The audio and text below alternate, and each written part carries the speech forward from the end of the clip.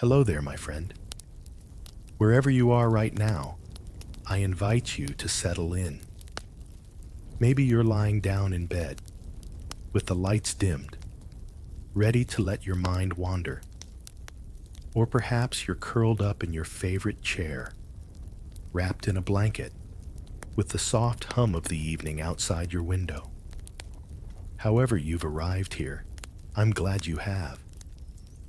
This is our quiet little space, a place where the rush of the modern world can be set aside for a while, where we can walk together through the corridors of time, softly, slowly, without hurry. Tonight, we're going back, much, much further back than the medieval castles, Roman markets, or Victorian streets we visited before. We're stepping into a time before cities, before empires, before writing, to an age when our ancestors lived in a world of wind, stone, fire, and sky. We're going to ask a simple question, one that sounds almost playful, but in reality opens a door into an entire way of life. What did cave women actually do all day? Not just in terms of hunting or gathering or sitting by a fire, but in every detail of their lives. What time did they wake up? How did they prepare their food? What games did their children play? What worries kept them awake at night? And what stories helped them fall asleep? We'll look past the cliches. No, they didn't all drag clubs through the dirt or wear rough scraps of fur with bones in their hair. And instead, we'll try to see them as they truly were. Human beings, clever and adaptable, making the best of each day in a world that could be both generous and unforgiving. The life of a cave woman was not easy, but it was full of meaning. Day after day, she moved in harmony with the earth, feeling its pulse, teaching children, weaving bonds that supported the community, and leaving her mark on the world through knowledge, stories, and the paintings on the cave walls. Every spring brought hope. The first green shoots reminded her of renewal, of the strength of life that grows even after the harshest winter. Every summer was abundant with fruits and gatherings, joy from the harvest and mutual support. Autumn taught preparation, preservation, and care for those who depended on her. And winter invited quiet, inner warmth, and peace by the fire. The cave woman was part of a great circle. Life and death, birth and loss, work and rest, all intertwined in an eternal rhythm. She left the world not only through her labor, but through stories, observations, and wisdom passed from generation to generation. And when she watched the children playing nearby, or the young girls gathering berries, she knew her life continues in them, in those who learn from her, those who will teach further. The earth keeps breathing. The sun rises and sets. The wind rustles through the trees. And in this endless cycle, every action, every day, every act of love and care carries significance. Thus ends the story of one woman, but the rhythm of life she felt and passed on continues, quietly, slowly, like the heartbeat of the earth. Oh, and if you're enjoying these stories, I'd really appreciate a like or subscribe. Super curious where you're all listening from, so drop a comment with your location and what time it is. There always blows my mind how people are falling asleep to this all over the world. So, let's imagine the air cooling as the sun sinks. Let's step inside the dim, echoing shelter of a cave. The fire is burning low, and the scent of smoke and roasted meat drifts lazily through the stillness. And there, in the half-light, are the women who lived thousands, even tens of thousands, of years before you and me. This is their story. Chapter 1. Dawn in the Stone Age. The first light of day in the Paleolithic world was not the buzzing of an alarm clock or the rumble of distant traffic. It was the slow brightening of the horizon, the subtle shift in the air as night animals retreated, and the waking calls of birds filled the trees. The cave itself might still be cool, shadows clinging stubbornly to the farthest corners, but the outside world would be stirring. Leaves rustling, insects humming, the occasional bark of an animal in the distance. A cave woman's day began not at a precise hour, but with the needs of the moment. In summer, the dawn might pull her from sleep early, when the light first painted the rocks in pale gold. In the cold seasons, she might linger in the warmth of the animal skins she used as blankets, waiting for the fire to be coaxed back to life. Her first thoughts were practical. Was the fire still smoldering? If yes, a few dry twigs could bring it back to a cheerful flame. If not, it meant the work of striking flint against stone, coaxing a spark, feeding it with dried grass until it caught. This was not a small task. Fire was not just warmth. It was safety, a tool, a guardian against the dark. While the fire was tended, there might be soft movements nearby, a child rolling over in sleep, another stirring with a small cry. Cave women were not separate from the rest of their group. They lived in a community, whether that meant a single large family or a band of several related families sharing a cave or temporary shelter. There were always other voices, other footsteps, other hands. The first meal of the day was rarely a feast. Sometimes it might be the leftovers of the previous night's hunt, a scrap of cooked meat, a handful of berries or nuts collected the day before. Other times, the morning began with nothing but water from a nearby stream, cold and clear, before the real work of gathering food began. And yet, there was also a rhythm, a quiet togetherness in these mornings. One woman might comb tangles from her child's hair with her fingers, picking out burrs or bits of grass. Another might check the seams of a fur cloak, making sure it would hold through another day. Someone else might crouch near the cave entrance, scanning the tree line for signs of movement. The kind of awareness that could mean the difference between a peaceful morning and sudden danger. It was not a frantic rush, but neither was it idle. Life in the Stone Age demanded a balance of patience and constant readiness. The morning light seeped into the cave in gentle bands, touching the uneven stone walls and glimmering faintly on surfaces smoothed by many hands over the years. The air was a mixture of scents: the earthy coolness of damp stone, the faint tang of ash from the fire, and the lingering aroma of last night's cooking. A cave woman's senses were tuned to her surroundings in ways we can hardly imagine today. Even before her eyes were fully open, her ears were alert, listening for the rustle of leaves that might signal an approaching animal, or the distant footsteps of another member of the group returning from an early hunt. The group's size could vary. Some caves might shelter a small family of just 6 or 7 souls, a man, a woman, their children, perhaps an older parent or sibling. Others could be home to a band of 20 or more, bound together by kinship and necessity. In such a place, waking was never entirely private. Soft coughs, the creak of leather straps, the occasional mutter of someone still half asleep, all blended into the cave's living heartbeat. The first tasks. As the fire came back to life, someone, often a woman, would step outside to fetch water. This was not a chore in the modern sense of the word. It was a short journey into the world beyond the cave's shadow, down a slope to where water collected in a shallow stream or pool. In the early light, the surface might be smooth as glass, reflecting the pale sky and the wavering outlines of trees. The water was cold, numbing the hands for a moment before the clay or animal skin container was filled. Returning to the cave, she would pass signs of the previous day's life.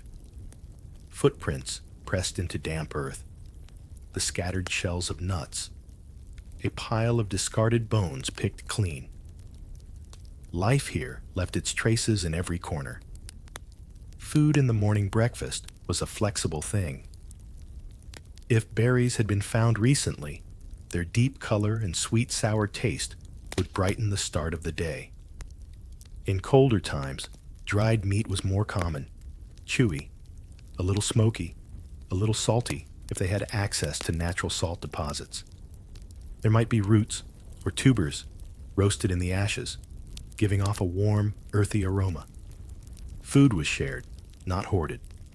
A child might wander over, rubbing sleep from their eyes, and be handed a piece without question. The survival of the group depended on this kind of generosity.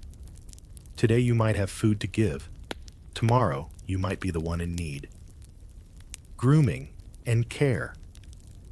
You might be surprised to imagine cave women grooming themselves, yet they did. Fingers were used to untangle hair, and water smoothed over the face was a refreshing ritual. In some groups, bits of animal fat were rubbed into the skin to protect it from wind and cold. Even without mirrors, women knew the feel of their own hair, the smoothness or roughness of their skin, the comfort of being free from dirt after a long day's work.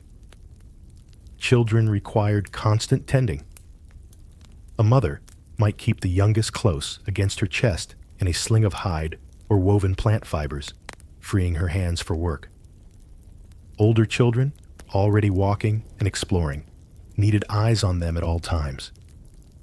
The world was beautiful, but it was also full of dangers: snakes in the grass, sharp stones, or sudden drops along the rocky slopes. The world. Outside. Stepping fully outside the cave, the day's possibilities stretched ahead. The sky was often a clear, pale blue in the morning, though mists might linger in valleys. The air was cool, and the ground still damp with dew. Birds chattered and darted between branches. Insects began their daily buzzing. Somewhere far away, a larger animal might move through the grass. Too far to see clearly, but close enough for its sound to carry. The women of the group often worked in pairs or small teams, never straying too far from each other. Safety was found in company, and besides, the work of gathering plants, checking traps, and carrying supplies was easier when shared. They didn't see their lives as divided into work and rest the way we do now. Every moment was simply part of living. Searching for berries could turn into teaching a child which plants to avoid. Walking to a water source might lead to discovering a patch of edible greens. Even a moment of rest in the shade was an opportunity to mend a strap or sharpen a small tool. Rhythms of the morning. By the time the sun had climbed a little higher, the first real rhythm of the day was in motion. Men might have gone off earlier for hunting, though not always. Women could hunt too, depending on the needs of the group and the size of the prey. Back at the cave, the women's work formed the backbone of daily survival, securing food, maintaining clothing and shelter, caring for children and elders, preparing tools, and keeping watch for danger. In this world, every action connected directly to survival. There was no such thing as a task too small. Each one, no matter how humble, could mean the difference between comfort and hardship by nightfall. Chapter 2. The midday work: gathering, crafting, and community. By the time the sun had risen well above the horizon, the morning stillness had shifted into the quiet hum of activity. Shadows shortened, and the light spilled warmly across the rocks and grasslands, turning dew into sparkling drops that faded as the day grew warmer. For cave women, the middle of the day was rarely a time for rest. The early hours were for readiness, but now came the real heart of survival, gathering what was needed to feed, clothe, and shelter the group. The foraging paths. Most women knew the land around their shelter intimately. Every bend in the stream, every patch of berry bushes, every cluster of medicinal herbs was mapped in their minds. Some areas were visited almost daily, others only in certain seasons. The routes they walked were not random. They followed patterns set by experience. In early spring, they searched for tender shoots and edible greens. In summer, berries and fruits were gathered in abundance. Autumn brought nuts, roots, and late-season fruits, food that could be stored. Winter foraging meant hardy plants, evergreen needles for medicinal teas, and the occasional frozen berry that had survived frost. A small group of women, perhaps accompanied by older children, would set out together. They carried woven baskets or pouches made of hide, swinging lightly from their sides. The ground beneath their feet was familiar, but always changing. A favorite patch of berries might be stripped clean by birds, or a plant used for healing might suddenly vanish under frost. The art of knowing plants. Foraging was not guesswork. A woman's knowledge of plants was as deep and precise as any modern herbalist's. She knew which berries were safe and which were bitter poisons. She recognized the subtle differences between roots that nourished and those that killed. She understood that some leaves must be boiled to be safe, and some could be chewed raw for quick energy. This knowledge was passed from one generation to the next through stories, demonstrations, and constant practice. A child might walk beside her mother, handed small samples to smell, taste, or simply remember. The training began young, and the knowledge was too important to lose. Crafting in the midday sun. Foraging trips were also opportunities to gather materials for crafting. A strong, straight branch could become the handle of a digging stick. Certain grasses and reeds, once dried, could be woven into mats or carrying slings. Strips of animal sinew, left to dry near the fire, could be softened and twisted into cord. Women often crafted tools while resting in the field. Sitting in a patch of shade, they might weave fibers into rope, carve wooden spoons, or scrape hides to make them softer and more flexible. These tasks could be done while keeping an eye on children, who played nearby or helped in small ways. Gathering stones, fetching water, or watching for any movement in the grass that might signal danger. Community in motion. The midday hours were filled with a kind of quiet cooperation. There were no shouted orders or fixed schedules, but each woman knew her place in the flow of the day. One might focus on finding food, another on preparing a hide brought back from a hunt, another on mending clothing with a bone needle. They moved between tasks as needed, helping each other when a job required more than one pair of hands. If game had been caught that morning, women might assist in butchering it, stripping meat from bone, collecting organs that could be eaten or used for medicine, and saving the hide for later. Bones were broken carefully to reach the rich marrow inside, a prized food full of energy. Nothing was wasted. Even the smallest scraps might be boiled for broth or fed to the group's dogs, if they had them. Children's place in the midday rhythm. By now, the youngest children were wide awake and full of restless energy.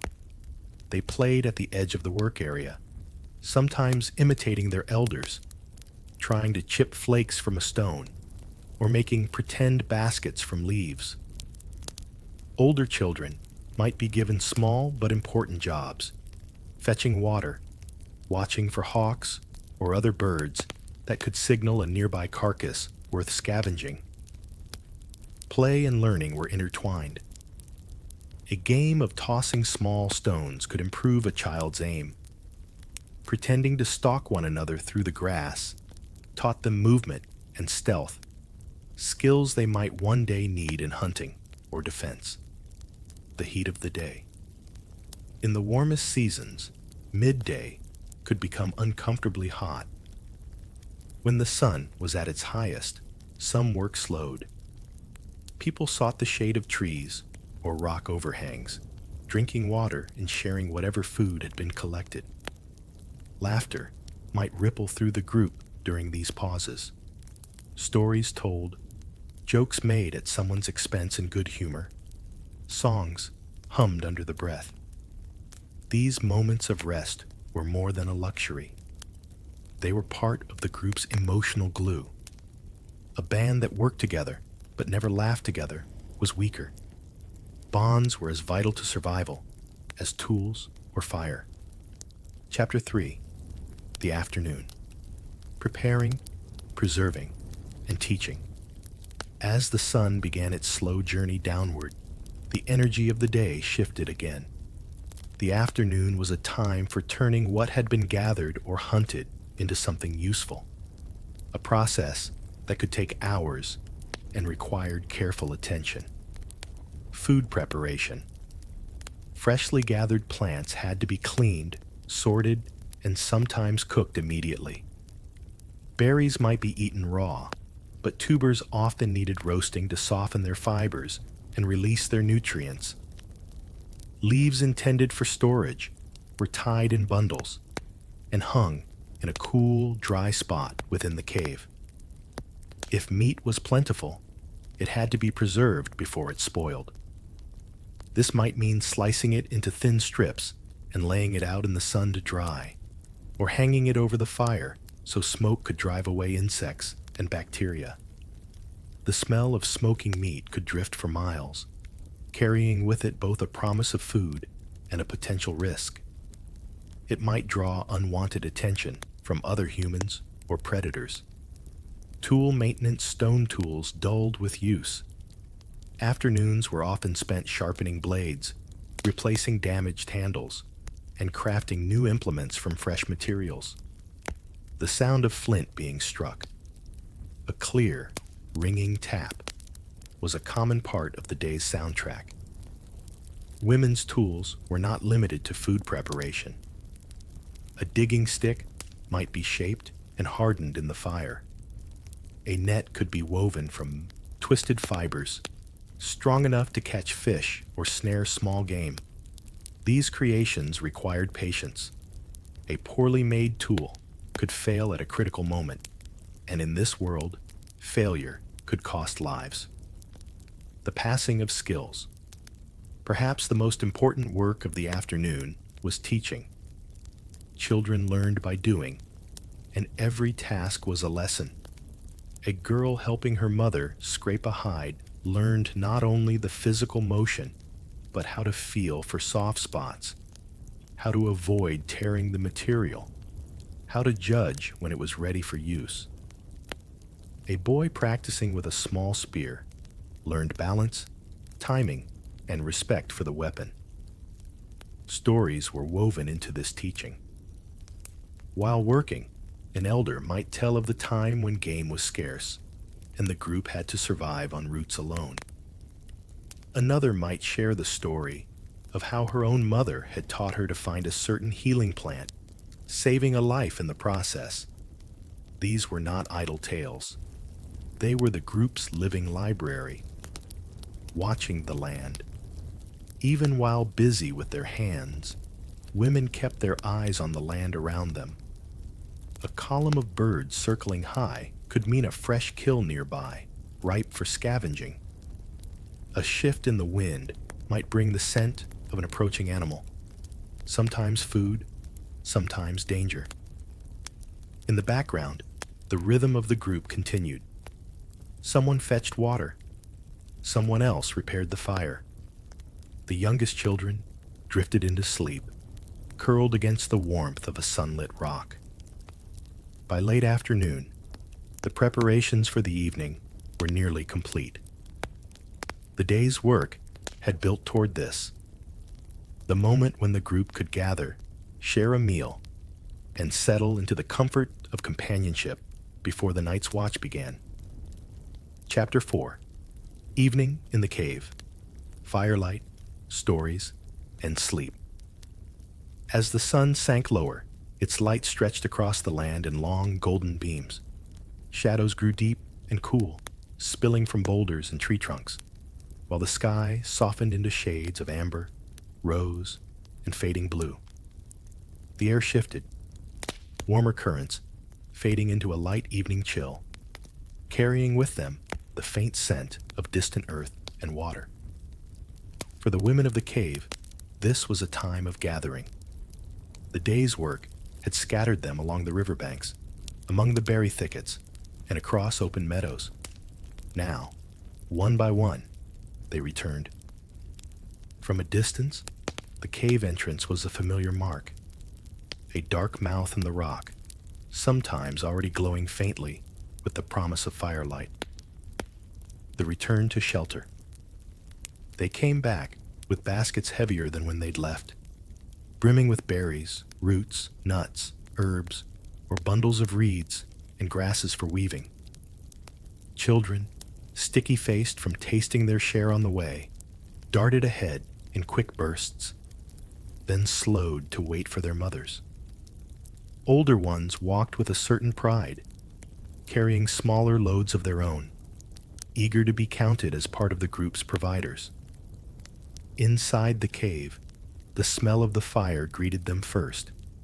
Smoke, wood, and the faint sweetness of roasting meat filled the air. The warmth was more than physical. It was safety. The fire's glow meant protection against the creeping dark and the eyes that might watch from it. Preparing the evening meal. The food gathered and hunted that day was brought to the communal area. Women sorted through the plants, pulling away damaged leaves, brushing dirt from roots, and setting aside anything that would keep for tomorrow.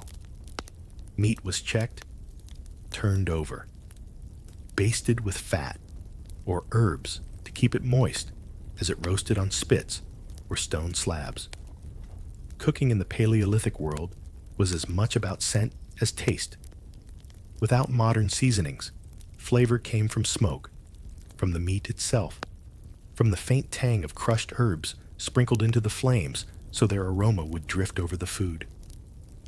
As the fire crackled, the air grew richer, mouth-watering in the close warmth of the cave. The circle by the fire.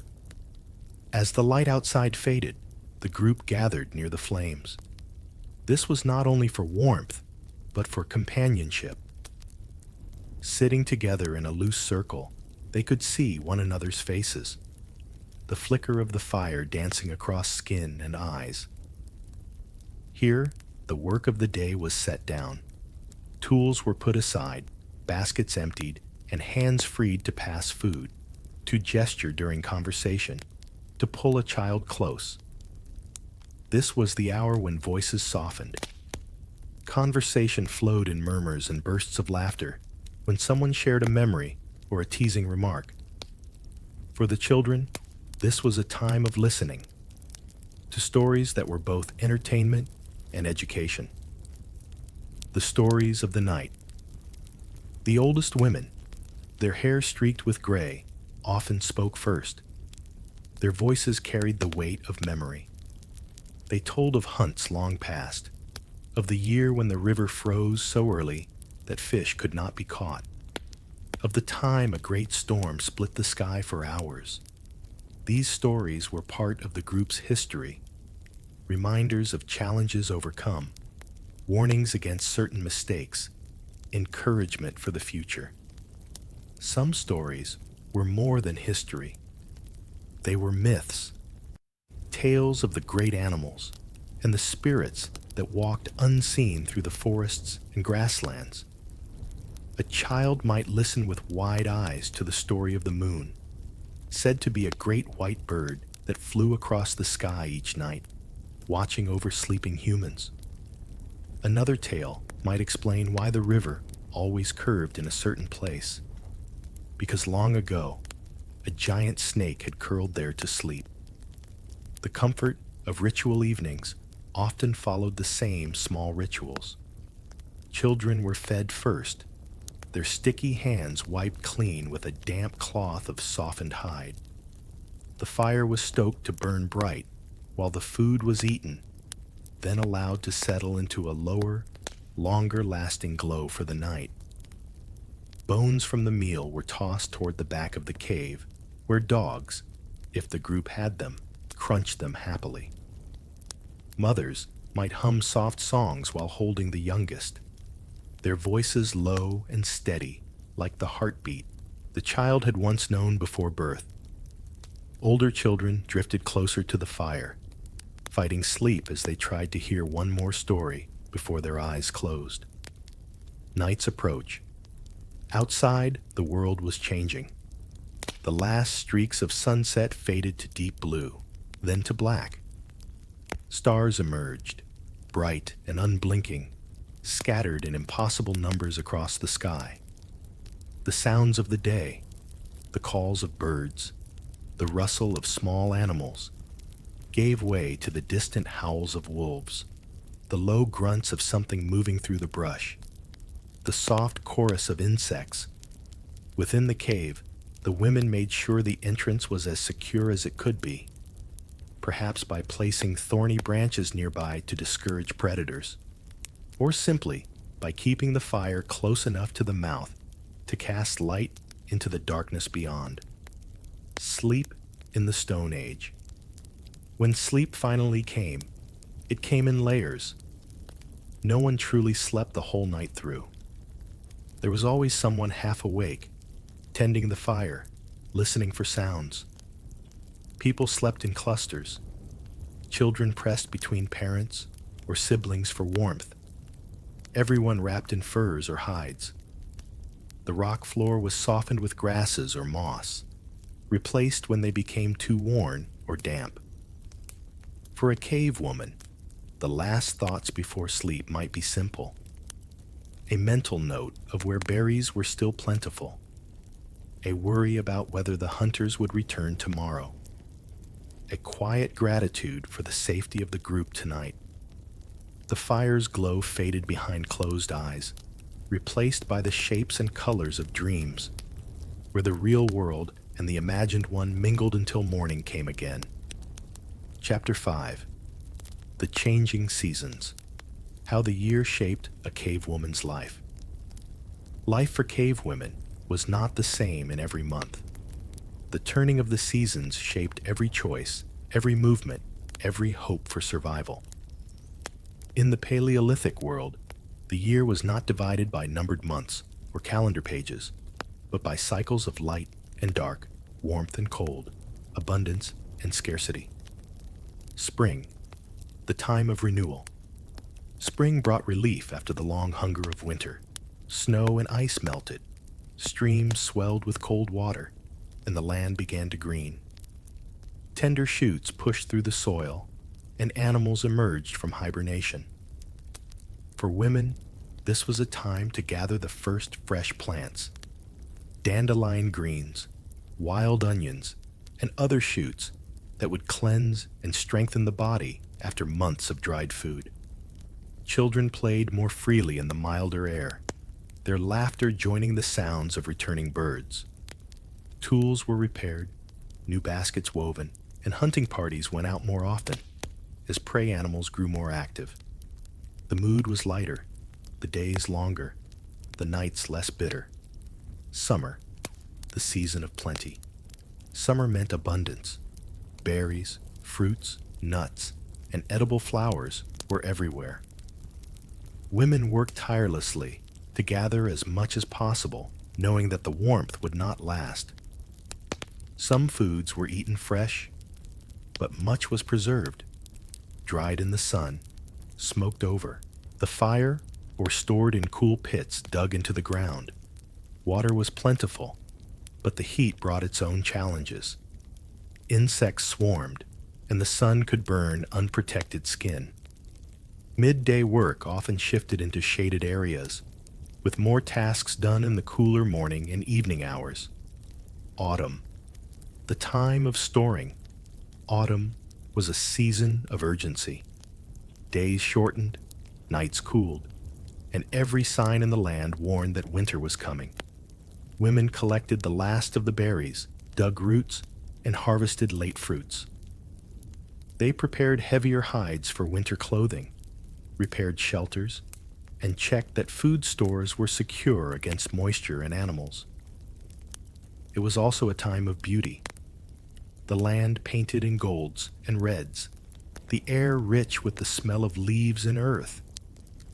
Children helped in small ways, learning the importance of this work, understanding that every basket of nuts or bundle of herbs was a promise of survival in the cold months ahead. Winter, the time of endurance. Winter tested everyone. The cold seeped into stone and bone alike. Food was scarce, and each meal depended on careful rationing.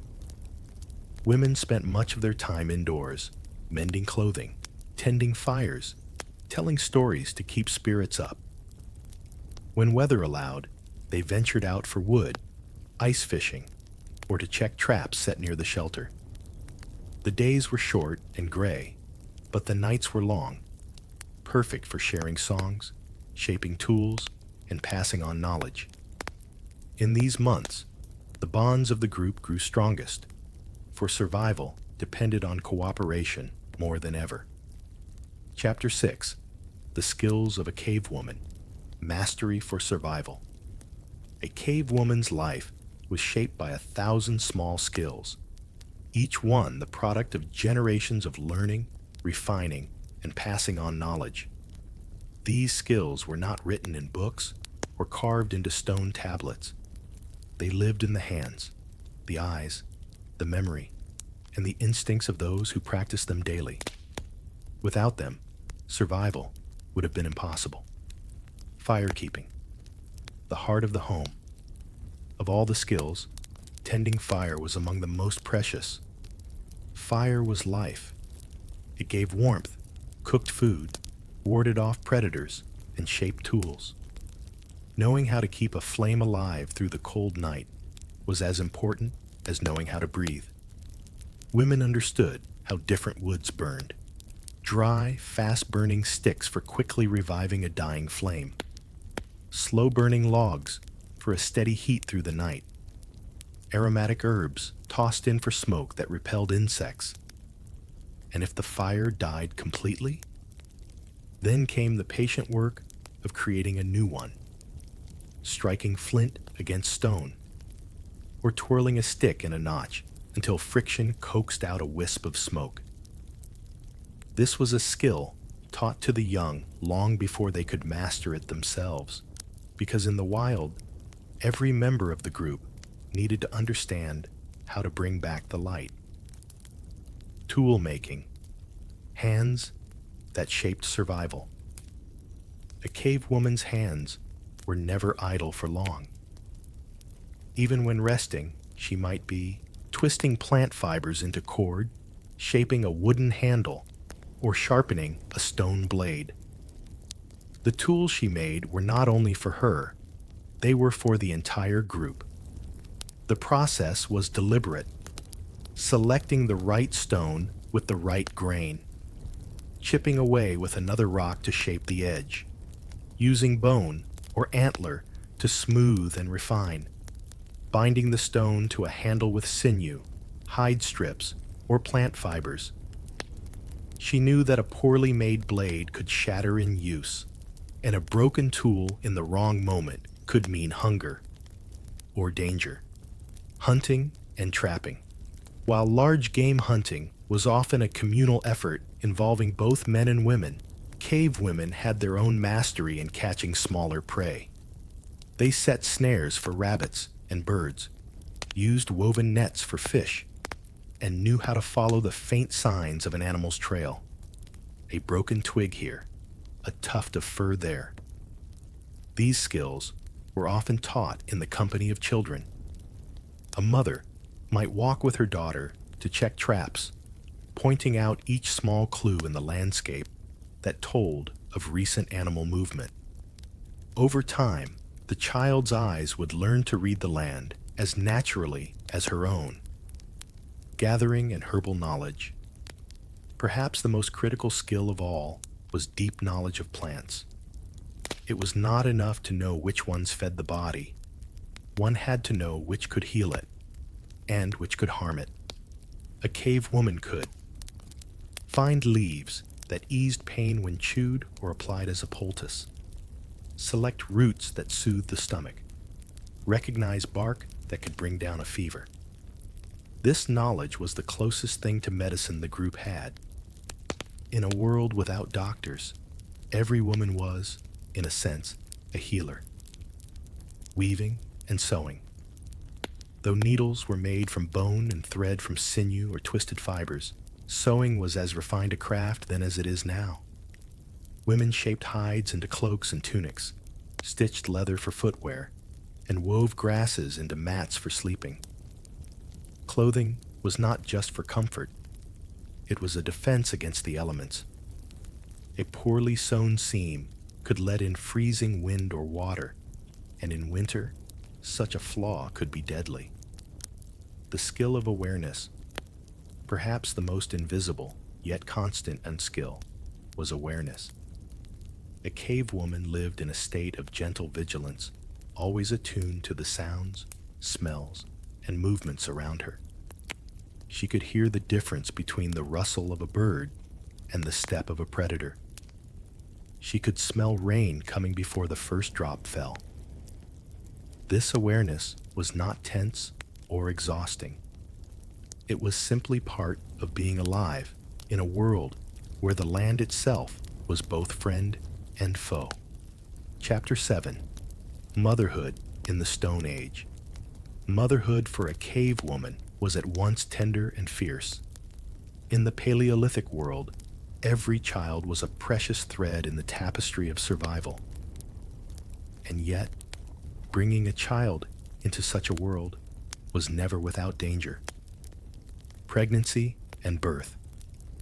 There were no midwives with formal titles, no written guides or prepared medicines.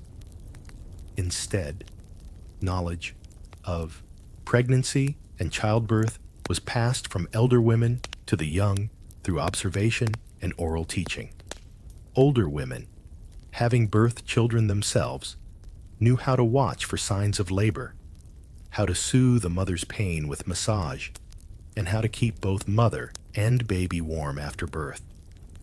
Births often happened near the cave or in a sheltered place, attended by other women who helped catch the newborn, clear its breathing, and place it at the mother's breast. The air would be warm with fire, the sounds of the mother's breathing mixing with the soft, astonished cries of the new life she had brought into the world. Nurturing in the early years infants were kept close almost constantly. A sling made of hide or woven fibers allowed a mother to carry her child while foraging, cooking, or crafting. The baby felt the rhythm of her steps, heard her voice, and learned the shape of her world from the safety of her body's warmth.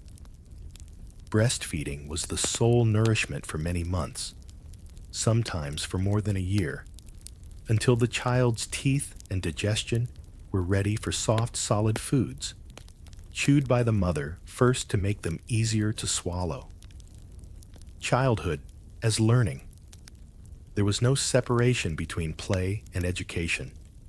A child's earliest games, tossing pebbles, mimicking adults' motions, chasing insects, were the beginnings of skills they would need later.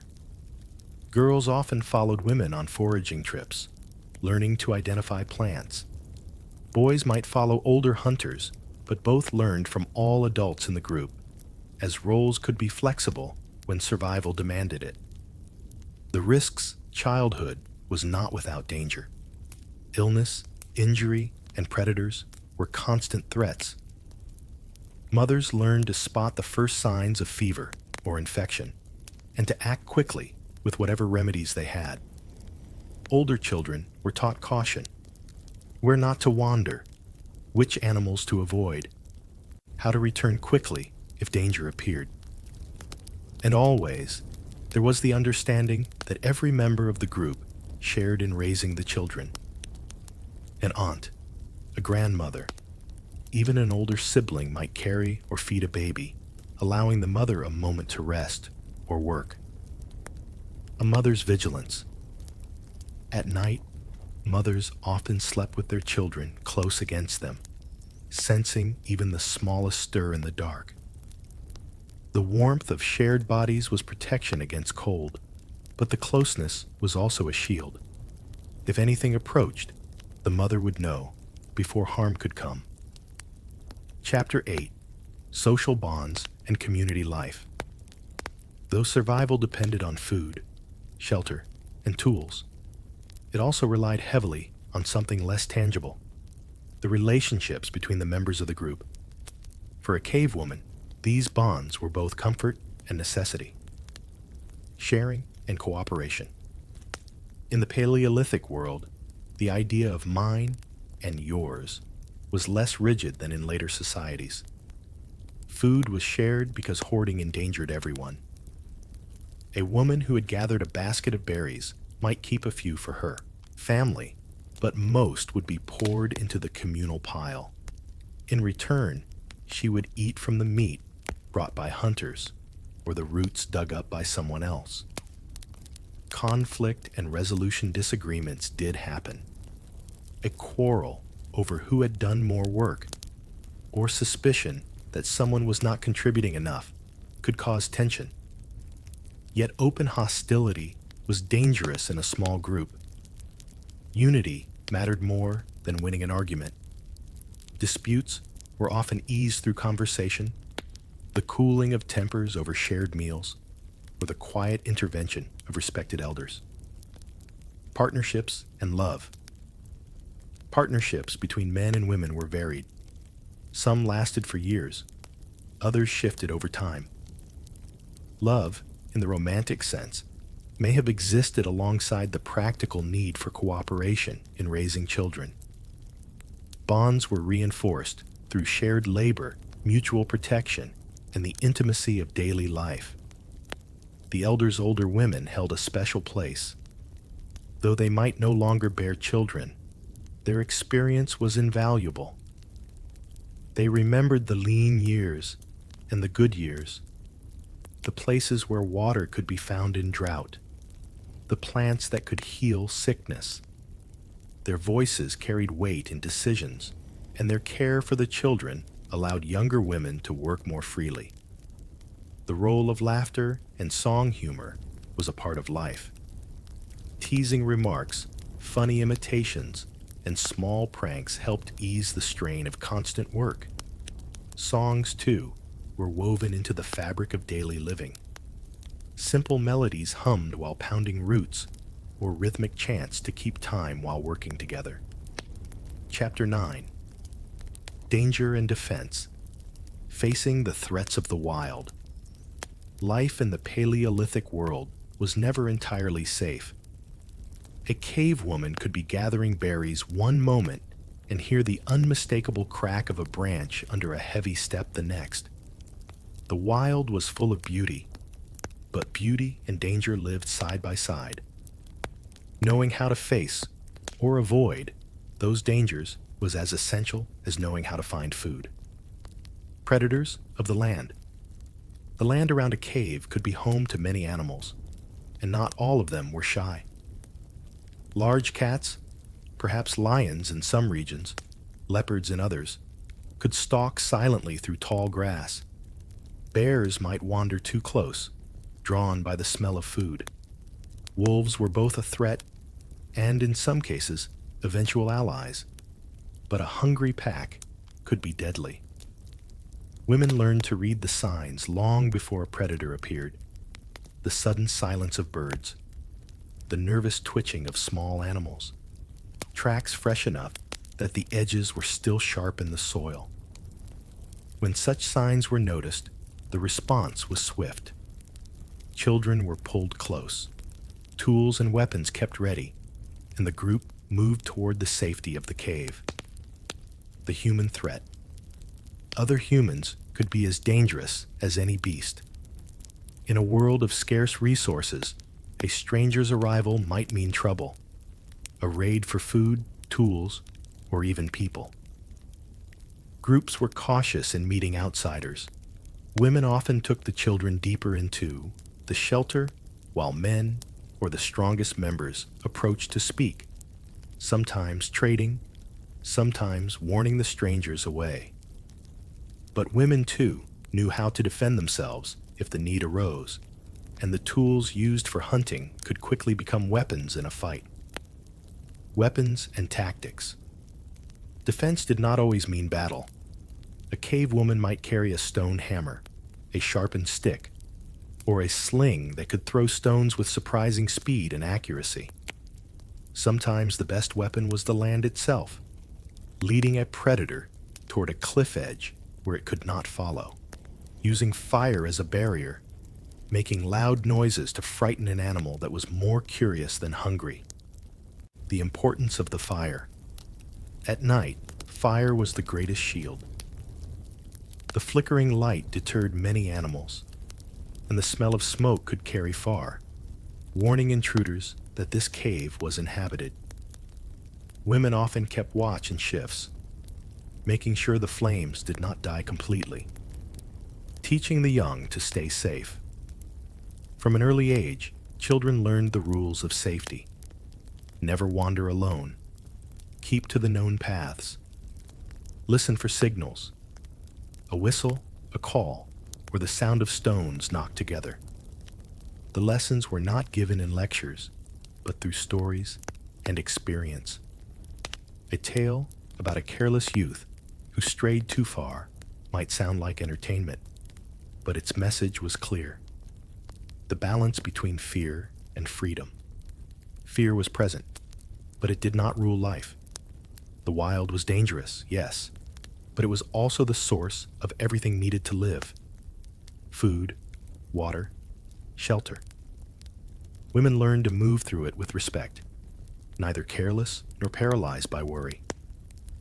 The same land that hid predators also offered healing plants, clean streams, and open spaces for children to play under the watchful eyes of their elders. Chapter 10. Food, the gathering, the feast, and the famine. In the life of a cave woman, food was both a daily task and a constant thought. The question, "What will we eat today?" was never asked idly. It was the rhythm of existence. Gathering plants and fruits.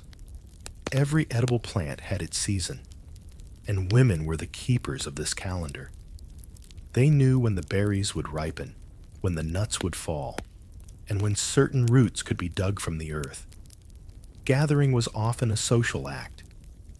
Women would walk together, baskets on their backs or at their hips, scanning the ground and the trees for familiar shapes and colors. Conversation flowed easily as hands worked. Talk of the weather, the behavior of animals, the condition of someone's health. Hunting and fishing. Though often associated with men, hunting was not exclusive to them. Women sometimes joined in smaller hunts, especially for animals that could be caught near the shelter. Fishing was common where streams or rivers were near. Simple spears, woven nets, or even bare hands could be used to catch fish in shallow water. Cooking and preserving food was rarely eaten raw unless it was fruit or certain plants. Cooking over fire not only made meat and roots more digestible, but also reduced the risk of illness. Women experimented constantly with ways to make food keep longer, drying strips of meat in the sun, smoking fish, storing nuts in woven baskets lined with leaves to keep out moisture. feasts, and scarcity. When a large animal was brought down, the group feasted. Meat was roasted over open flames. Fat dripped and hissed into the fire, and the smell drew everyone close. These were times of celebration, laughter, and full stomachs. But there were also times of famine. If hunting failed, if plants withered in drought, or if winter storms trapped the group inside, meals grew smaller and rarer. In such times, women were often the ones to stretch supplies, deciding who ate and how much, making certain that children and the weakest members had the best chance to survive. Food as memory and bond. In the evenings, certain foods carried memories. The taste of a specific berry might remind a woman of her mother's foraging trips years before. A stew made from roots and herbs could spark talk of a long-ago winter when such a meal kept the group alive. In this way, food was not only nourishment, but also a thread connecting past and present. Chapter 11. Shelter, the Cave and Beyond. While the word cavewoman suggests that all early women lived inside caves, the truth was more complex. Caves were valuable shelters when available, offering protection from wind, rain, and predators. But not every group had one. Life inside the cave. A large cave could be divided into areas, one for sleeping, one for cooking, one for storing tools and food. The darkest, deepest parts might be left untouched, especially if they were damp or hard to reach. The entrance was the heart of activity, where light and fresh air could still reach. Temporary shelters. When no cave was available, women helped build shelters from wood, animal hides, and grass. Frames of branches could be covered with hides for warmth or woven mats for shade. In some places, low stone walls added strength against wind. Maintenance and cleanliness. Keeping a shelter clean was as important as building it. Leftover food could attract animals, so scraps were taken away or burned. Sleeping areas were lined with fresh grasses or moss, replaced often to prevent dampness and pests. Seasonal movement. Some groups moved with the seasons, to warmer valleys in winter, higher ground in summer. Women packed the essentials: tools, dried food, clothing, and baskets. The move itself was a group effort, with everyone carrying something, even small children holding bundles of lighter materials. The shelter as a social space. The shelter was more than protection. It was the center of community life. Here stories were told, tools made, and meals shared. The walls of some caves even bore paintings, animals, handprints, shapes, perhaps created during quiet evenings, a shared expression of identity and memory. Chapter 12. Clothing, adornment, and personal care in the Paleolithic world. When we imagine the earliest women, it is easy to picture them in rough furs thrown over their shoulders. But the reality was more nuanced. Clothing was not just about warmth. It was a statement of skill, resourcefulness, and sometimes even beauty. The materials of survival. The main source of clothing was, of course, the hides and furs of animals. Every part of a hunted animal was used: meat for food, bones for tools, sinew for thread, and hides for covering the body. Women were often the ones to process these hides. This was a labor-intensive task, scraping away fat and tissue with sharp stone tools, stretching the hide over wooden frames, and softening it with animal fat or even the wearer's own hands until it became supple. In warmer climates, hides could be cut thinner or replaced by plant fibers. Grasses, reeds, and even strips of bark could be woven into mats and then tied around the body. Some plants provided fibers that, once stripped and twisted, could make surprisingly strong cords. Design and function clothing was made for function first, to protect against cold, rain, sun, and wind. In icy winters, multiple layers of fur kept the body warm. In hotter climates, lighter coverings shielded skin from the harsh sun while allowing airflow. But humans have always sought beauty, even in the harshest times. Edges of hides might be fringed, beads made from shells, or bones sewn along seams, and colored pigments used to dye certain areas. A simple strip of leather worn around the head could be decorated with feathers or small stones, signs of individuality or perhaps markers of social meaning. Adornment and symbolism. Adornment was not merely vanity. It could mark important stages of life. A necklace of animal teeth for a skilled hunter, or a bead bracelet given to a young woman as she joined adulthood. Some items may have carried protective meaning, much like charms. A carved bone pendant might be believed to guard against illness. A red painted stone could represent life and vitality. Personal care. Despite the lack of modern tools, personal care was part of daily life. Hair could be combed with fingers or with comb-like tools made from bone or wood. Ash from the fire could be used to absorb oils from the skin, much like a primitive soap.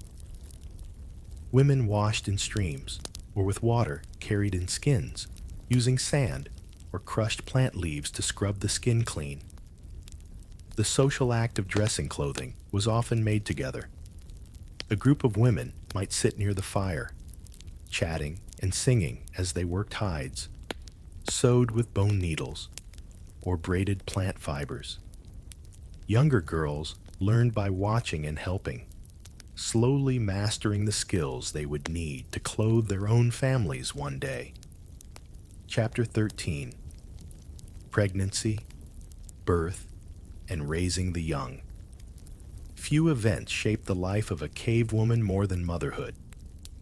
In the Paleolithic world, the arrival of a child was both a moment of joy and a time of great risk. The signs and expectations pregnancy was recognized without the science we have today, but through observation, missed bleeding, changes in appetite, swelling belly. When a woman was known to be carrying a child, her workload might be adjusted, with others taking on the heaviest labor. Still, she continued to gather food, prepare hides, and care for other children well into the later months. Birth. Without modern medicine, childbirth was a community event, though not everyone attended. Usually, experienced older women, those who had birthed many children, stayed close to help. They knew ways to ease pain, from massaging the lower back to using certain herbs as mild relief. The place of birth varied, sometimes within the cave, sometimes in a more private shelter nearby. Clean moss or grasses would be laid on the ground, and warm water heated over the fire. The danger of the moment. Without medical tools, childbirth carried real danger. Women relied on skill, luck, and the support of their companions. If a birth went badly, the community mourned deeply, for every life was precious. These experiences shaped the stories told to young women, stories not to frighten, but to prepare them. Caring for the newborn. Once a child arrived, the first task was warmth. The baby was wrapped in soft fur or hide, held close to the mother's skin for heat and to strengthen the bond. Nursing began almost immediately. Childhood in the cave children were rarely far from the group. Older siblings helped watch them, and every adult in the community took some responsibility for their safety. Toys were simple: carved wood figures, smooth stones, shells strung together. But play was constant, and through it, children learned the skills they would need to survive, passing down knowledge. Stories, songs, and repeated demonstration were the school of the Paleolithic child. A young girl learned which berries to pick by walking beside her mother. A boy learned how to set a trap by watching his uncle. These lessons were not written, but they were deeply ingrained, carried forward through generations. Chapter 14. The Spiritual World. Beliefs, Rituals, and the Unknown. For a cave woman, the world was alive in ways we can barely imagine today. Every rock, stream, tree, and animal could hold meaning. The earth was not just a place to live. It was a force to respect, perhaps even a spirit to honor. Nature as teacher and power. The changing seasons, the cycles of the moon, the migrations of animals, all were watched closely. Patterns were not only useful for survival, but often seen as messages from the world itself. Ritual and symbol. Some caves bear paintings of animals, handprints, and abstract shapes, created tens of thousands of years ago. Whether these were art for beauty or part of ritual, no one can say for certain, but many researchers believe they had spiritual meaning. Women may have played roles in these rituals, painting, singing, or preparing objects for ceremonies. Charcoal, ochre, and other pigments were ground by hand. Beads and small carvings could be left in certain places, perhaps as offerings. The mysteries of life and death.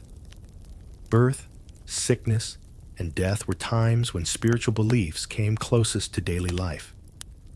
Certain herbs or stones might be placed near the sick. Fires kept burning through the night to ward off unseen forces. When someone died, burial was sometimes more than a practical act. The body could be placed with tools, beads, or food, as if to prepare for another journey. The role of story. Much of spiritual life was carried through stories told at night. A tale about a great animal spirit might explain why hunting was poor that season. A story of a woman who spoke to the moon could remind listeners to respect the rhythms of time. These were more than entertainment. They were the shared memory and moral guide of the community. Spring, the awakening of the land. Spring was a season of renewal, when snow melted and rivers swelled. Green shoots pushed through the earth, and animals stirred from hibernation. For women, this meant the return of fresh greens, edible leaves, young shoots, wild onions, after the long months of dried or frozen food. Fishing often became easier, as certain species moved upstream to spawn, and small animals emerged in greater numbers. It was a time to replenish strength after the harsh winter. In spring, many groups began traveling again, moving from winter shelters to areas where food was abundant. Women carried loads of tools, furs, and baskets on their backs, or on simple sledges dragged over the ground. Summer, the season of abundance. Summer was a time of plenty. Berries ripened, nuts began to form, and large herds roamed the plains. The days were long and warm, giving time to gather, hunt, and prepare for leaner seasons. Women often led foraging expeditions, leaving early with woven baskets and returning hours later with loads of fruit, roots, and herbs. Fish could be dried in the sun. Meat could be smoked over slow fires. Summer was also a social season.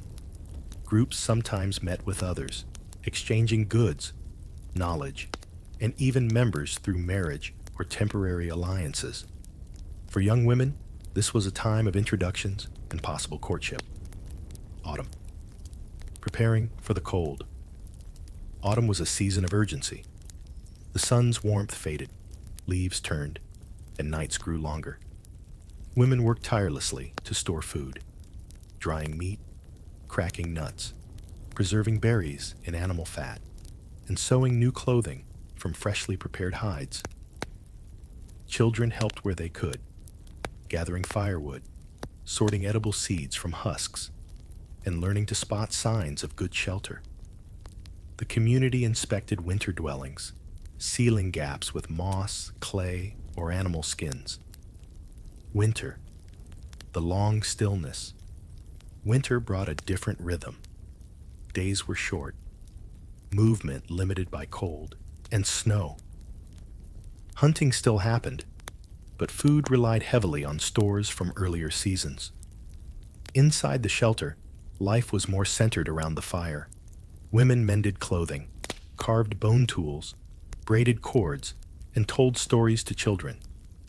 It was a time of patience and quiet labor.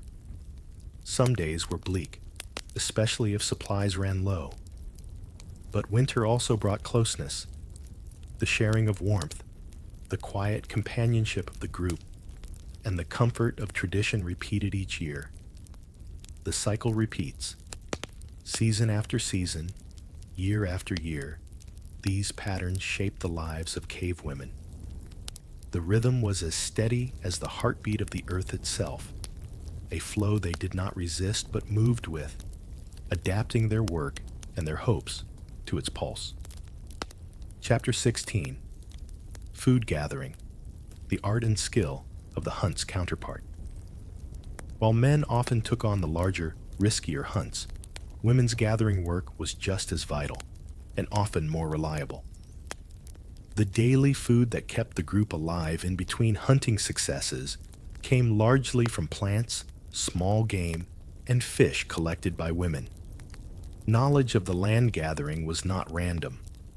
Women learned from childhood which plants could be eaten, which were poisonous, and which could serve as medicine. This knowledge could mean the difference between health and sickness, life and death. Roots and tubers were dug with sticks or stone-bladed tools. Berries and fruits were plucked at their ripest, while nuts were cracked open with stones. Seeds from grasses were collected and sometimes ground into coarse flour between flat rocks. Small game and fish women also trapped small animals, rabbits, ground birds, and squirrels, using snares made from twisted fibers. Near rivers or shallow ponds, they could catch fish with spears, woven traps, or even by hand in certain conditions. The tools of gathering baskets woven from reeds or branches were lightweight but strong. Some hides were sewn into bags to carry heavier items. Digging sticks, sharpened on one end, helped extract roots without damaging them. Preservation and storage. Since fresh food spoiled quickly, women used simple preservation methods: drying, smoking, or packing items in animal fat inside skin pouches to keep them from air and insects. Storage pits were dug into the ground and lined with grasses or leaves to protect food from moisture. Community sharing. Gathered food was shared among the group, not kept for one family alone. The survival of the whole depended on such cooperation. And while men's hunting victories were celebrated, the steady, dependable work of the women was the true backbone of daily nourishment. Chapter 17. Teaching the Young, the Passing of Generations. A cave woman's life was not only about her own survival, it was about ensuring that the next generation could thrive. Teaching children began almost as soon as they could walk. Learning by watching formal lessons did not exist. Instead, children learned by shadowing their mothers, aunts, and grandmothers. A little girl might follow as her mother gathered berries, learning which ones were safe to eat by being gently corrected. A boy might watch his sister set a trap, memorizing her movements. Games as lessons play was also teaching. Throwing small stones, chasing each other, and balancing on logs all built skills for adult life: aim, speed, balance. Storytelling as education stories were more than entertainment. They carried warnings about dangerous animals, about areas where poisonous plants grew, and taught values like bravery, cooperation, and respect for the land. Mentorship beyond the family. While a mother was a primary teacher, other women played roles too. An elder, with no children of her own, might take a special interest in passing on weaving skills, plant knowledge, or tool-making techniques. Through this constant sharing, the group ensured that knowledge outlived individuals, carried forward like an unbroken chain across centuries. Chapter 18: The Bonds Between Women. Friendship, kinship, and cooperation. Life in the Paleolithic world was not solitary. Every person was part of a web of relationships. And for women, bonds with other women were among the most important threads in that web. These relationships were forged in the shared rhythm of daily life, in the long walks to gather food, in the quiet moments of sewing by firelight, in the laughter that came during rare moments of rest. Sisters by blood and by choice. Some women were related by birth, sisters, cousins, aunts. Others were connected by marriage, or simply by the fact of living together in the same group. Over time, these ties became as strong as blood. A woman might trust another to watch over her children as if they were her own, knowing the same care would be given in return. Working side by side, gathering plants was often done in groups. Moving together offered safety from predators and a better chance of finding resources. As they walked, women shared observations about the land, exchanged stories, or discussed which areas were ripening with berries. During the more laborious work, tanning hides, grinding seeds, repairing tools, conversations could stretch for hours. These talks were more than idle chatter. They were the means by which news spread, wisdom was passed down, and emotional burdens were eased. Mutual support in hardship life was full of challenges: sickness, injury, hunger. In such moments, women relied on one another for care and comfort. If a mother was unable to nurse her child, another woman might step in. If someone was injured, others would prepare her food, mend her clothing, and keep her warm until she healed. Rituals and emotional bonds. While evidence of Paleolithic rituals is fragmentary, archaeologists have found hints that small symbolic acts, bead making, body painting, rhythmic clapping, or singing, may have brought women together. These could mark important events like births, seasonal changes, or the first hunt of a child. Through these bonds, women ensured that no one was ever truly alone. In a world where survival depended on unity, friendship, and kinship were as vital as food or fire. Chapter 19: Clothing and Personal Adornment. Survival demanded warmth and protection, but humans have rarely been content with practicality alone. Even in the harsh conditions of the Ice Age, people found ways to adorn themselves, and women played a key role in making and wearing these items. The making of clothing animal hides were the most common material. After a hunt, women helped skin the animal and treat the hide to make it soft and durable. This process, tanning, involves scraping away flesh, stretching the skin, and sometimes rubbing it with animal fat or brains to keep it pliable. Clothing could be simple, like a wrap tied at the shoulder, or more fitted, with stitched seams made using bone needles and sinew thread. In colder climates, layers were worn: undergarments of softer fur, outer cloaks of thick hide, and footwear stuffed with dried grass for insulation. Decoration and symbolism. Adornment served both beauty and meaning. Shells, animal teeth, and and small stones were pierced and strung into necklaces. Some beads were made from carefully carved bone or ivory. Patterns were painted onto skin with natural pigments: ochre reds, charcoal blacks, clay whites. These decorations may have marked group identity, signaled life milestones, or simply allowed self-expression. A necklace might tell the story of a hunt, while a painted mark could identify a person as part of a family or clan. Hair, and grooming hair, was combed with bone or wooden picks, sometimes braided to keep it neat during work. Evidence suggests that people may have used animal fats or plant oils to smooth hair and skin.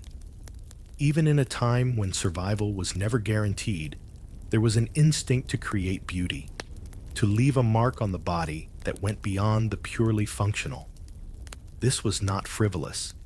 It was a declaration of humanity itself. Chapter 20. Childbirth and Motherhood. Motherhood was both a joy and a peril in the Paleolithic world. Every birth carried risks, yet it was the heartbeat of the community's future. Women faced these moments with the support of other women, experience, and traditions passed through countless generations. The challenges of birth. Without modern medicine, childbirth was dangerous. Complications like prolonged labor or breech presentation could be life-threatening. Yet, many women were skilled in assisting births, using knowledge gained from observing countless deliveries. Birthing practices. While we cannot know every detail, anthropologists studying traditional societies suggest that women may have given birth in squatting positions, supported by another woman or a rope. This position allowed gravity to aid in the process. Warm animal skins and fires kept the mother comfortable. Herbal teas might be used to ease pain or encourage contractions, and certain plants were possibly used as antiseptics to prevent infection. After the birth, the newborn would be wrapped in soft fur or skin. Immediate skin-to-skin contact helped the baby stay warm and bond with the mother. Breastfeeding often began within minutes, providing vital nutrients and immune protection. Other women assisted in caring for the child during the first days, giving the mother time to recover. In a world where survival depended on constant work, this shared care was essential. The emotional weight motherhood carried not just physical demands, but deep emotional weight. Every child was a hope for the future, but also a fragile life to protect. In the long nights by the fire, a mother might sing to her baby, rocking gently while the snow fell outside, an image as old as humanity itself.